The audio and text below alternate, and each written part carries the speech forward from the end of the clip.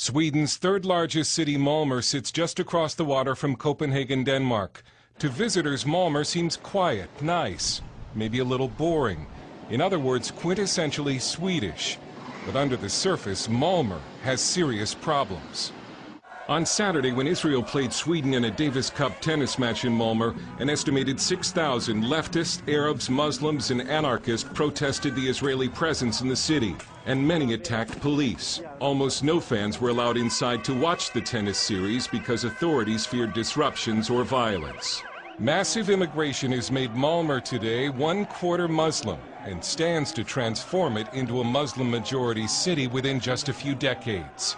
One of the most popular baby names is not Sven, but Mohammed. Pork has been taken off some school menus. Want to learn to drive? Here's Malmö's own Jihad Driving School. And despite Malmö's usually placid appearance, this experiment in multiculturalism has not gone well. This is the Rosengård area of Malmö, a housing project where the radicalization and crime have exploded, and fire and emergency workers will no longer enter without police protection. Immigrant unemployment in Rosengård is reported to be 70%. An immigrant-fueled crime wave affects 1 of every 3 Malmö families each year. The number of rapes has tripled in 20 years. And the crime wave has only accelerated a Swedish version of white flight from the city. Malmö has been so accommodating toward immigrant Muslims that a local Muslim politician and imam has even declared that the best Islamic state is Sweden. But don't ask Malmö's Jews to give the city the same glowing assessment. Jews who dare walk the streets wearing their yarmulkes risk being beaten up. And it's true.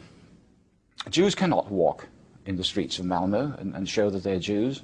Lars Hedegaard lives across the water from Malmö in Copenhagen, where he was a columnist for one of Denmark's largest newspapers. He says peaceful pro-Israeli demonstrations in Malmö, like the ones during the Gaza war earlier this year, were met with rocks, bottles, and pipe bombs from Arabs and leftists.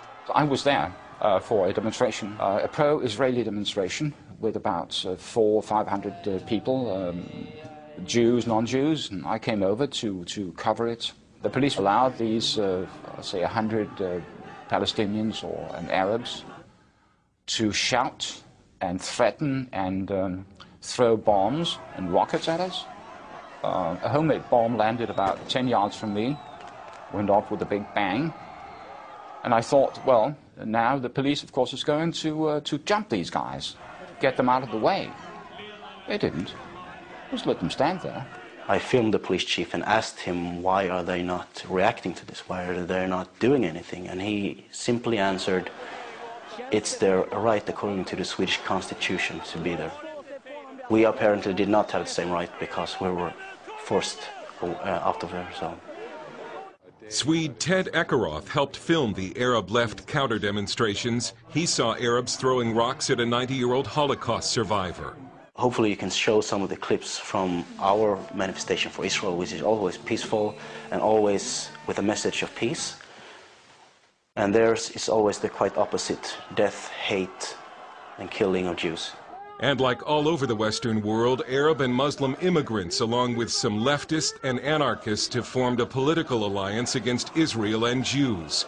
They demonstrate together, and in Sweden they vote together. Muslims and Arabs are a core constituency of the left. The immigrant issue is a big reason the right-wing Swedish Democrats are the fastest-growing political party in the country. Matthias Carlsson is the Swedish Democrats' press secretary. In many parts of Sweden, people are, as I said, fed up and they're being pushed too far and they want to make a stand. But the Swedish Democrats, who stand for traditional Christian values and limits on immigration, have been stigmatized by the Swedish media as fascist and bigoted. The media has tried to portray us as extremists, racists. We're almost inhuman. Eric Almqvist, national youth leader for the Swedish Democrats, faces regular death threats and was almost killed recently in a left-wing knife attack. The multicultural system in Sweden has polarized the society. We have an ethnic polarization, we have also a political polarization. Hedegaard says as Malmö goes, so goes Sweden. I think the best prediction is that Sweden will have a Muslim majority by 2049. So we know where that country is going. CBN News was unable to get a response from Malmö's mayor Ilmar Reepalu, but he told a Swedish publication he does not think anti-Semitism is greater in Malmö than in other Swedish cities, and said that harassment of Jews is, quote, not good. CBN News asked a number of Malmö Jewish leaders to appear on camera to discuss anti-Semitism. They all declined, with one saying it would only make the situation worse. Dale Hurd, CBN News in Malmö, Sweden.